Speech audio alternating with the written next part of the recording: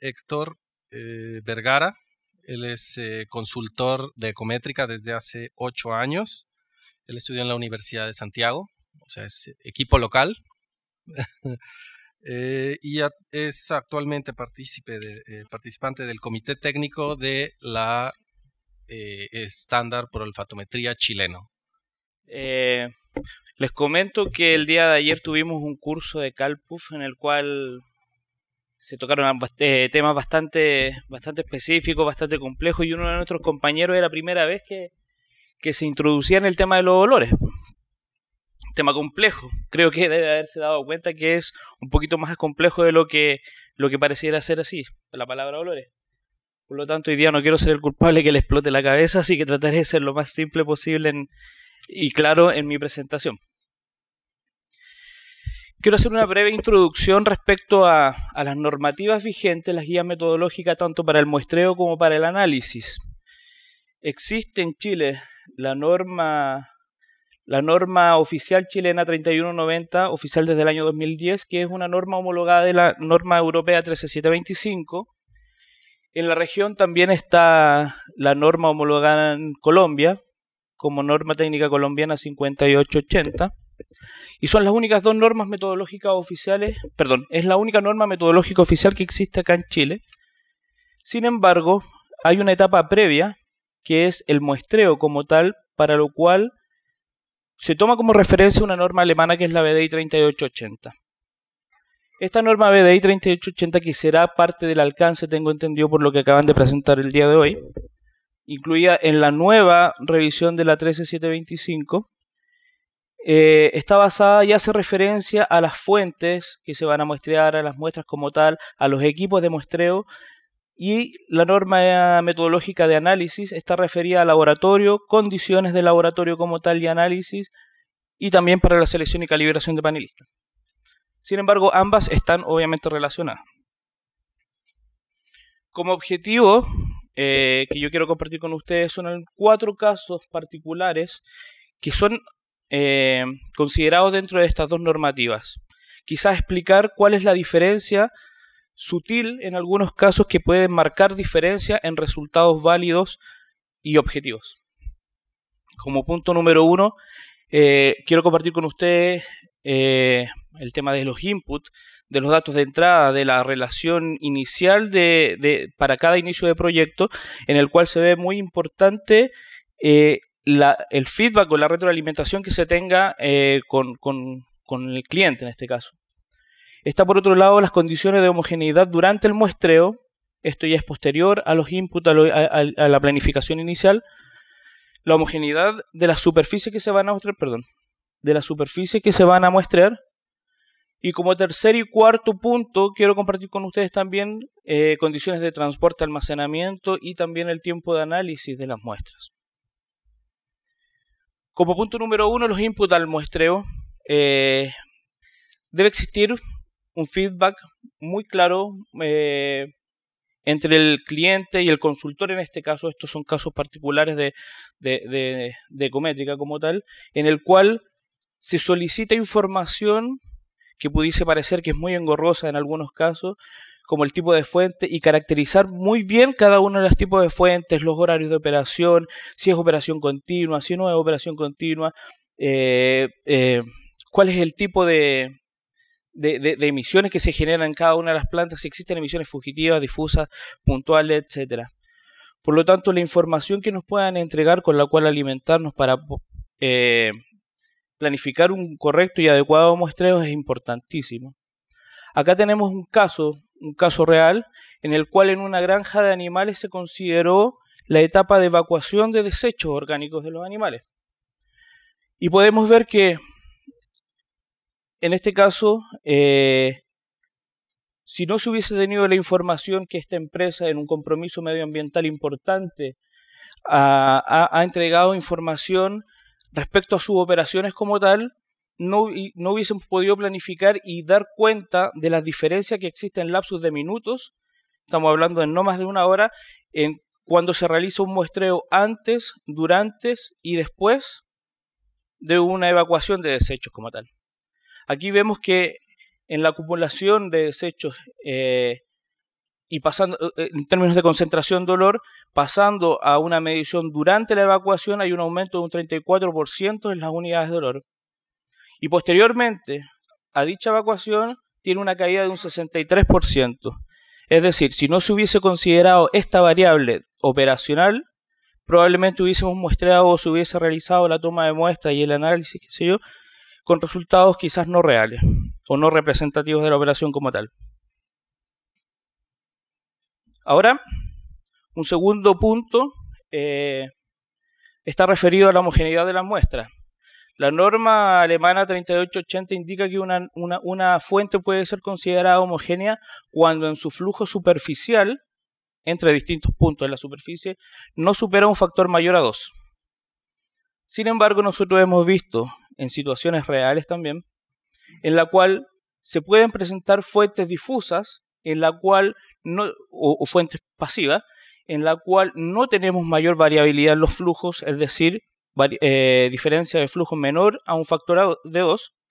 Sin embargo, podemos ver que se consideran algunas condiciones o se presentan algunas condiciones de homogeneidad respecto a la temperatura. Si nos vamos al ejemplo de abajo, el ejemplo de arriba es una piscina de acumulación de tratamiento de riles de un rendering, en la cual se puede ver ahí la superficie bastante homogénea, donde la diferencia de temperaturas respecto a la media no varía en más de 1 grado.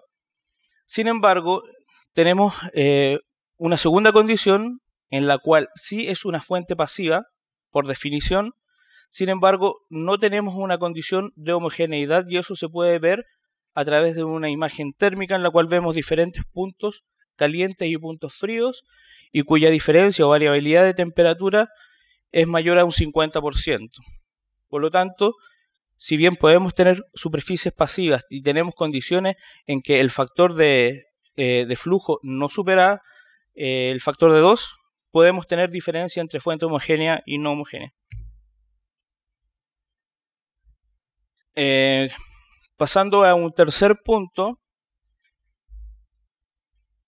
el tema del transporte y almacenamiento de muestras como tal, tenemos la condición o la variable temperatura que es clave. La temperatura es considerada, en la normativa alemana, la 3880 como muestreo, y también es considerada o mencionada dentro de las normas metodológicas de análisis de olfatometría, en la cual hacen mención de que tanto la temperatura de almacenamiento como transporte no debe superar los 25 grados Celsius. Acá podemos ver justamente un ensayo de laboratorio en el cual sí tenemos dicha diferencia. El ensayo fue analizar una muestra obtenida desde la misma fuente, bajo las mismas condiciones, las mismas características de muestreo. Sin embargo, fueron la muestra número 1 almacenada a una temperatura controlada, en condiciones totalmente controladas y descritas como lo mencionan ambas metodologías, guías metodológicas, comparada con una muestra la cual fue almacenada también en condiciones de almacenaje correcto. Sin embargo, no fue controlada el factor temperatura. Y podemos ver que el análisis al cabo de las 6 horas y a las 24 horas se produce una diferencia que va entre 5 y un 17% de reducción en la concentración de dolor, pérdida de volátiles principalmente, y en la segunda muestra entre un 20 y un 42%. O sea, tenemos que dentro de un análisis de 6 horas tenemos una pérdida entre un 5 y un 20% de la concentración de dolor solamente por el factor tiempo y factor temperatura. Siguiendo con lo mismo, con el tema del almacenamiento.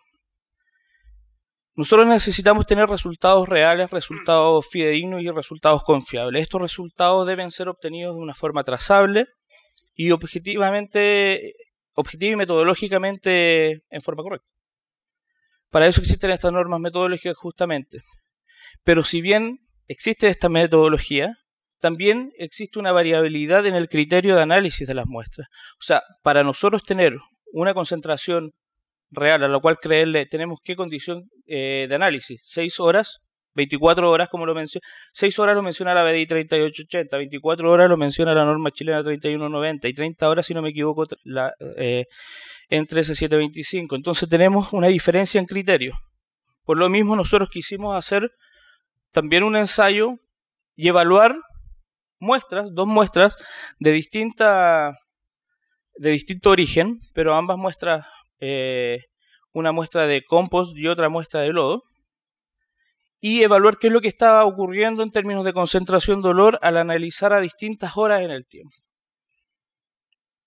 Tenemos el análisis realizado a las 6, 24, 30 y 48 horas y ustedes pueden observar cómo la curva en muestras que presentan gran cantidad de compuestos orgánicos volátiles se van degradando y va perdiendo, se observa claramente una pérdida en la concentración-dolor. Ambas muestras, si bien son de orígenes diferentes, tienen características orgánicas similares y podemos ver cuál es la variabilidad y la brusca caída que hay en concentración a las 6 horas del análisis. Es por esto que es un tema de analizar, considerar y tener presente a la hora del muestreo.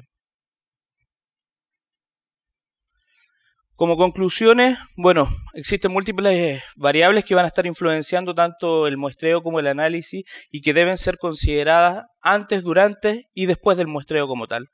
Lo mismo ocurre con el tema del análisis de olfatometría, el análisis del laboratorio. Todas estas variables deben ser conocidas e idealmente estar controladas e identificadas. La validez y la confiabilidad de los datos, de los resultados en el fondo, van a tener directa relación con la concentración de dolor que se vaya a obtener. Por lo tanto, es consecuencia directa de un adecuado control de las variables que se van a considerar durante el muestreo y el análisis. Y finalmente, el cumplimiento de las guías metodológicas para ambos, muestreo y análisis como tal, es fundamental para superar constantemente todos estos desafíos que van haciendo cada vez más innovadores en el tema de dolor. Muchas gracias. Thank you. So the analysis you had, what was the first data point? How many hours after taking the sample? Bueno, estas muestras fueron analizadas no antes de los 15 minutos, perdón, antes de 15 minutos. En este caso, lo que nosotros realizamos fue, a través de un laboratorio móvil, tener el laboratorio instalado muy cercano a la fuente, tomando resguardo obviamente de que no haya contaminación cruzada o contaminación ambiental de la misma fuente como tal. Entonces fue tomada la muestra y transportada inmediatamente al laboratorio de análisis. O sea, en un plazo no mayor a 15 minutos del transporte, en el fondo fue analizada.